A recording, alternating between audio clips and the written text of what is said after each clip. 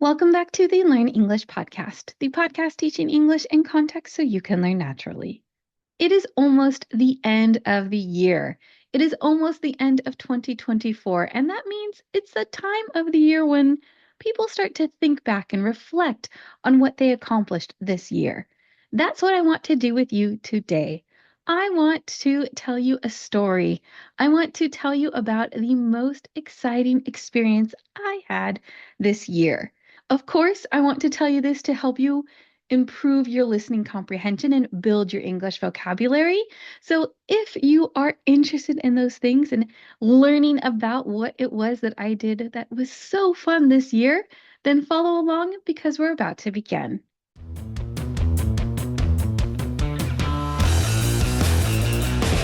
Before we begin, I just want to remind you to look in the description of this podcast episode and all of our previous podcast episodes. There you will find a list of words and phrases that I use. That way you can take them, put them into your own language learning system, and start learning them yourself. Of course, on today's episode, I'm going to tell you this story about the most exciting thing I did. But I want to tell you that this is actually part two of the story. I actually came out with part one a few months ago, and I'll leave an iCard for it here. If you're watching on YouTube, you can click on that. It was the story of how I went to Dallas, the things that I did in Dallas, Texas, and what I would recommend doing and not doing if you go and visit the city. This exciting event that I did was part of that trip. We went to Dallas first, and then we went and did this particular thing. So, what is it that I am talking about? I am talking about viewing a solar eclipse. A solar eclipse is when the moon passes in front of the sun and it blocks out the sunlight. During that time, it's only for a few minutes, you can actually see the sun's corona. And that's what I went and did. In April of this year, there was a solar eclipse. The eclipse traveled from Mexico and it entered the United States at the Texas-Mexico border, and that's why I went to Texas to see the eclipse. If you are new to the show, if you haven't heard our previous podcast episodes, you might not know that I live in Southern California. I have spent my entire life in Southern California, but sadly, Southern California was not part of the path of this eclipse. The path where the moon completely blocks out the sun is called the path of totality. That means the sun is completely or totally covered by the moon. Where I am in California was only a partial eclipse, so the moon did block out some of the sun, but not all of it. I've actually seen that before. Here where I am in Southern California, a few years ago, there was another eclipse and it was a partial eclipse that you could see here, but you couldn't see the full thing. And I really wanted to see the full thing. Now, the great part about this eclipse is that it went over Dallas, Texas. You might not know that Dallas, Texas, the airport in Dallas, Texas, is very, very busy. It's called a hub. A hub is where a lot of different flights come in and come out. There's a lot of connections that go through Dallas, Texas. And that was perfect for me because where I live, there is a direct flight to Dallas, Texas. It was only about 2.5 hours to get there, so it was a relatively short flight. And my mom and I went from where we are in Southern California to Dallas for a few days. We spent the weekend in Dallas. Like I said, you can check out that video to learn more about what we did there. And then from Dallas, we had a rental car and we decided to drive to Alvarado, Texas. Now, Alvarado, Texas is probably not a place you are going to go visit. I would not recommend going and visiting it. It was a nice enough place, but there's only about 5,000 people there. There were two hotels and a couple of restaurants, fast food type places to eat, so there wasn't really much there. Now, you might wonder, why did we go to Alvarado, Texas, if there's not much to do there? Well, the reason was I knew that a lot of people were going to view the eclipse. A lot of people are always interested in seeing an eclipse if it's close by or if it's possible to travel there. Like I said a few years ago, there was another eclipse that went across part of the United States, and there were thousands of people who traveled to go see it. So I knew that in Dallas, there was going to be a lot of people. And my mom and I didn't really want to compete with people to try to view the eclipse. We didn't want to go to a really crowded park and have a lot of people there and have to get there hours in advance to get a good spot. Also, Dallas has a lot of tall buildings, and we didn't want to get stuck in a spot where we couldn't see the eclipse because of the buildings or some other reason. So we wanted to get somewhere where it was less crowded. And also, I wanted to go somewhere that, of course, had a hotel, had a place to eat, which meant Alvarado was a good option. And the last reason was that Alvarado is slightly south of Dallas, and it was in part of the path of totality. So, of course, we could see the total eclipse, but it had a few seconds more time than Dallas, Texas did. The nice part was that Dallas was only about an hour from Alvarado, so it only took us about an hour to get down to Alvarado, and that meant we could, of course, drive back to the airport relatively quickly when it was time to leave. On Sunday afternoon, my mom and I left Dallas, Texas. We drove down to Alvarado, we checked into our hotel, and we got ready to see our eclipse. My mom and I had to find something to sit on to actually enjoy the eclipse because we only flew from California with one small carry-on suitcase. We didn't bring any blankets, we didn't bring any chairs, so we knew we had to go buy something. Thankfully, right across the street from our hotel was a store called Dollar General. Thankfully, they actually had these fold up chairs, which, like the name says, is a chair that you can compress and fold up. It's usually a chair that you sit on outside. So we were able to buy two fold up chairs for a relatively low price. They were only $10 each. We got some snacks, and then we were all ready for the next day. The eclipse was on Monday morning. That morning, we went down to the breakfast area of the hotel, and there were a lot of other people there. There were some families with kids, some couples, some people who were really into looking at the stars and at space, and they were all there to view the eclipse. There were a lot of us. Sadly, when we got up, there were a lot of clouds in the sky. You couldn't see the sky really at all. You couldn't see the sun. There was just this really thick layer of clouds. For that reason, there were actually some people who were staying at our hotel who left to go drive somewhere else to try to see if they could find a place that didn't have any clouds. We thought about doing that, but we decided to just stay and see what happened.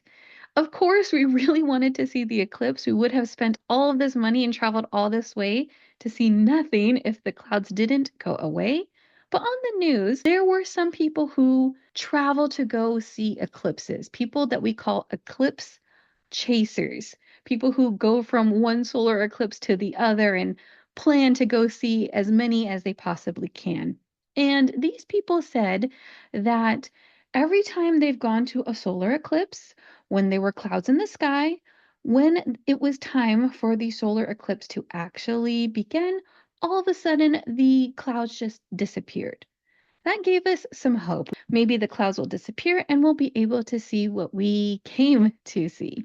We watched the news for as long as we could to try to get any idea about the forecast. And then we took our chairs, we took our snacks, and of course our solar glasses, and we went outside. The solar glasses were important because you cannot look directly at the sun. You need to wear the special glasses that will protect your eyes, and that's what we brought with us. When we went in front of the hotel, there was a grassy little bit of land. There were some flowers, a little bit of grass, and it was an open space. So we went there, we put our chairs out, and we got ready to sit and watch. There were actually a lot of people in the parking lot. There were some people who had really long telescopes and special cameras. There was a man next to us who was going to take pictures of the eclipse. That's what he came to do. And it was just fun sitting around waiting, worrying a little bit about the cloud cover, but really hoping that we would be able to see it. It was still really cloudy when we went out there, and when the moon started traveling in front of the sun. The eclipse process is a little bit long. It takes a couple of hours. The moon moves slowly in front of the sun, and then, of course, eventually it blocks it entirely. When we put on our solar glasses, we could actually see the partial eclipse. Even though there were still clouds, it didn't really seem to affect the ability to see the partial eclipse when we put on the solar glasses. And then, like magic, when it came time for the actual total eclipse, the clouds just disappeared. I know there's some type of science behind it, but I'll just call it magic for right now because that's what it felt like. We were so happy. We were so happy that we could actually see the solar eclipse. So the moon went in front of the sun and the temperature decreased. The birds started chirping because they thought it was nighttime. And sadly, because of where we were in a parking lot area around some food places and the hotels. The lights actually turned on. So the lights that had sensors to turn on at night turned on. That kind of, I don't want to say ruined the experience, but it wasn't as nice as if we had gone somewhere where it would have been completely black, completely dark. However, it was still enjoyable. When the moon completely blocks out the sun, you can actually take your solar glasses off because there's no more sunlight. Your eyes are not at risk of being damaged because there is no sunshine. During that time, you can actually see the solar corona that is coming out around the sun. We were also able to see some planets that were right next to the sun. Like I said, it wasn't completely dark where we were, so we weren't able to see as many things as if we had gone somewhere else, but it was still pretty exciting. We were still able to see the solar corona. Unfortunately, I forgot a very important thing. If you have watched our previous YouTube videos, or if you're watching on YouTube right now, you can see that I wear glasses, and these glasses are for distance.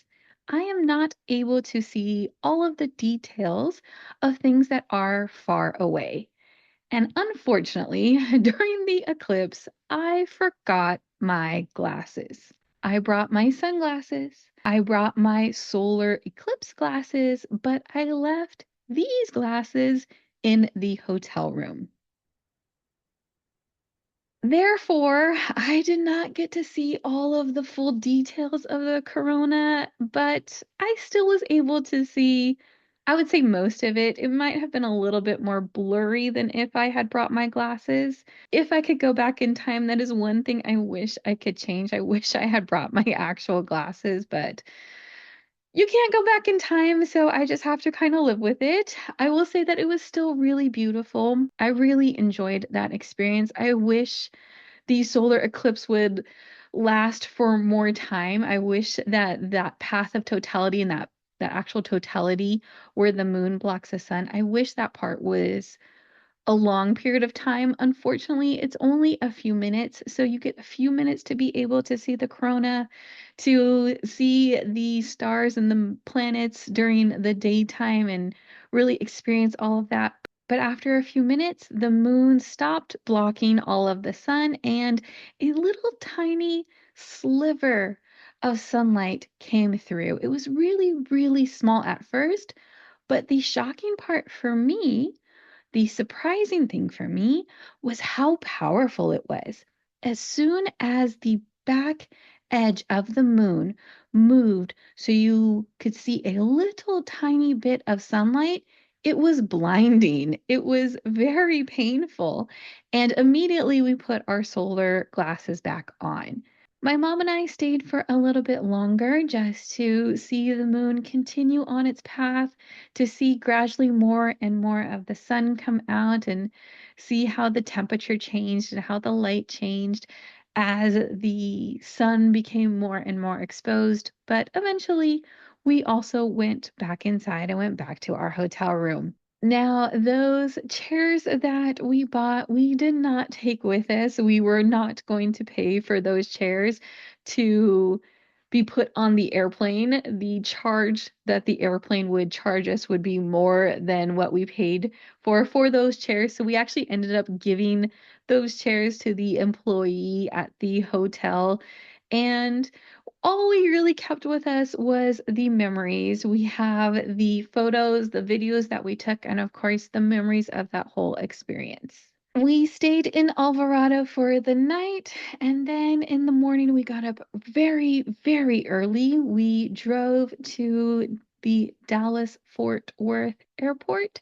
We returned our rental car, and we got on a flight to come back to California.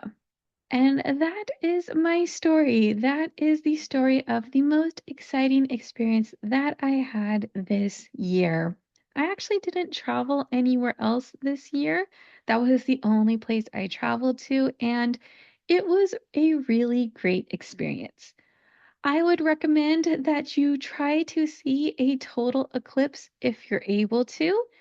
If there's a total eclipse that's somewhere near where you are, try to go and see one. Of course, I know it can get very expensive. Thankfully, we were able to book our plane tickets and our hotels very early in advance. I don't actually remember how I heard of the coming solar eclipse, but I found out about it about 9 months before the actual eclipse. So we booked all of our stuff about 9 months in advance, and it wasn't that expensive.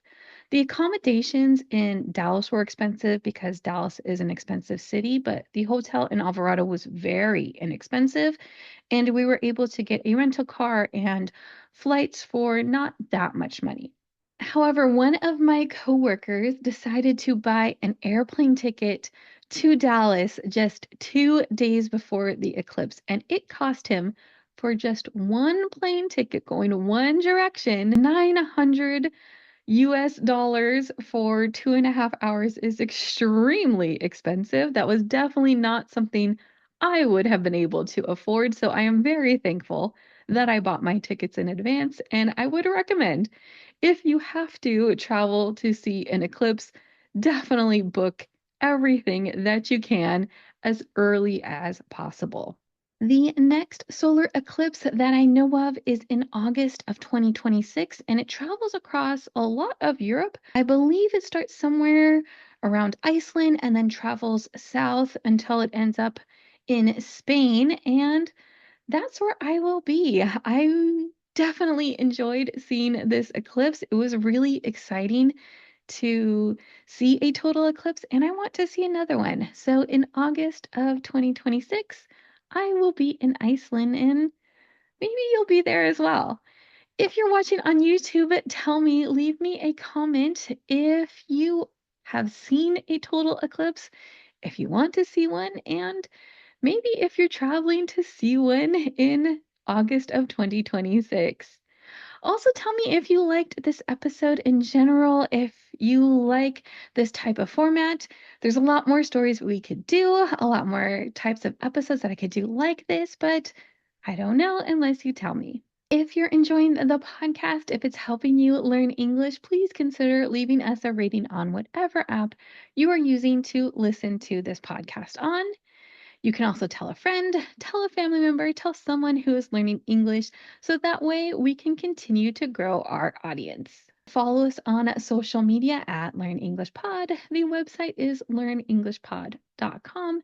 And remember to like and subscribe so you don't miss our next episode when it comes out next week. Until then, keep learning English.